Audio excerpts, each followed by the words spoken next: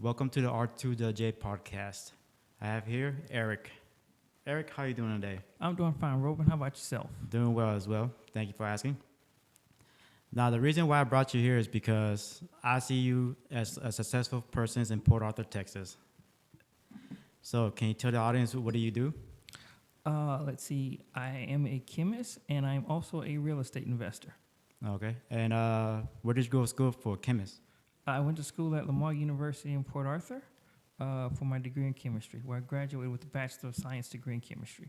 That's a really good achievement right there. Yeah, it was definitely difficult going through chemistry, going through organic chemistry especially. That was a nightmare. They say you don't pass organic chemistry, you just survive it. I could see that. And what made you go to real estate? What made me go into real estate was thinking about financial independence.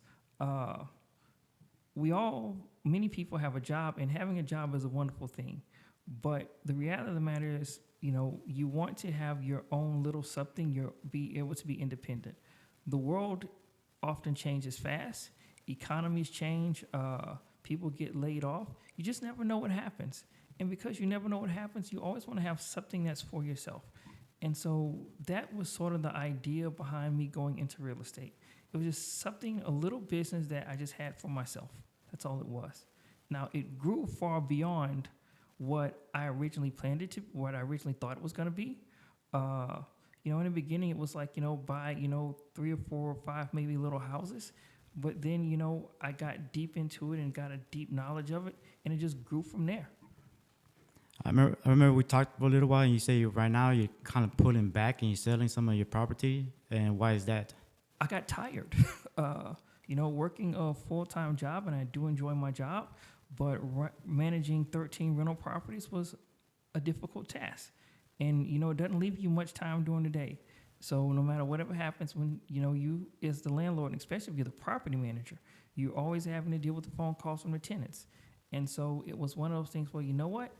I want to pull back a little bit. I just want to have a little bit more free time. And so one of the things I started doing, as you and I talked about, I started selling some properties. And instead of, just going blow the money, I decided I would just take the money and pay the rest of some of my properties off. So God be willing, I should finish this particular goal by the January of 2025. Well, I've sold some properties and just paid the rest of them off. Mm. And who do you think that probably drove you the most to go to real estate? Isn't it like some particular person?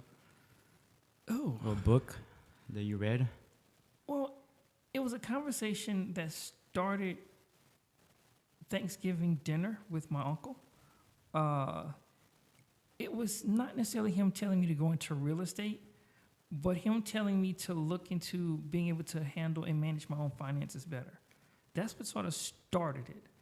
But, that advice sat in my head for like 5 years before I actually did anything with it. When you graduate college, especially after, working in Pizza Hut, Church's Chicken, and a Waffle House, and you finally graduate college and you get, quote unquote, a real job where you're making real money, you don't want to go back to doing anything else. You just want to relax and make some money. So that advice sort of sat in my head for 5 years. And then one day it was like, maybe my uncle was right and I should look into what he said. And I started looking into it deeper, talked to another one of my uncles, and he talked about he owned some rental property. And so we talked about rental property for a little bit, and it just sort of snowballed from there. I never expected, when I started this, I didn't expect for it to become what it became, but, it did. And, overall, I'm very grateful. Financially, I'm doing well. I have nothing to complain about. But it just got to the point to where I got tired. And so I was like, okay, well, you've worked long and hard at it. It's time to pull back, and it's time to enjoy the fruits of your labor. And if you could give advice to any young viewer out there or anybody, the audience, which book would you recommend they read first? There are 2 books, not necessarily that you have to read one before the other, but there are 2 books that have had great influence on me. One is a classic personal finance book Robert Kiyosaki's Rich Dad Poor Dad. The other one is also a classic personal finance book, The Richest Man in Babylon by George Clausen.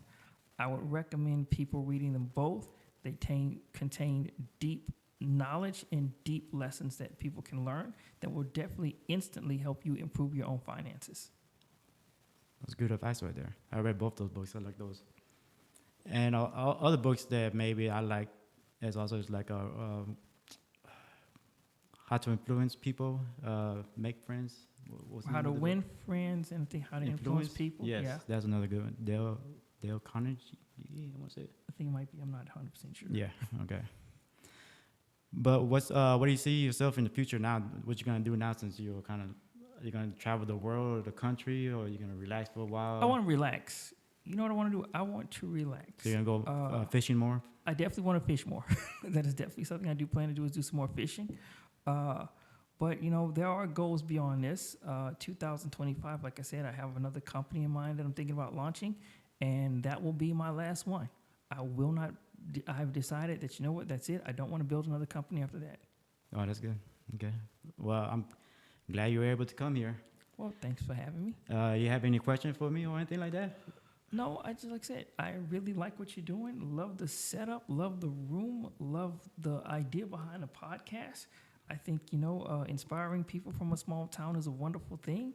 And oftentimes when you're in a small town, you don't think there's much opportunity, but you have to learn to look and find and create your own opportunity. So I just really wish you the best at the podcast and hope it's a wonderful success for you. I really appreciate that. Well, folks, nice seeing you or hearing from you. And if you guys can you guys like, comment, and subscribe, so that way it could help the channel grow. All right. Have a nice day. All right. Bye. Bye.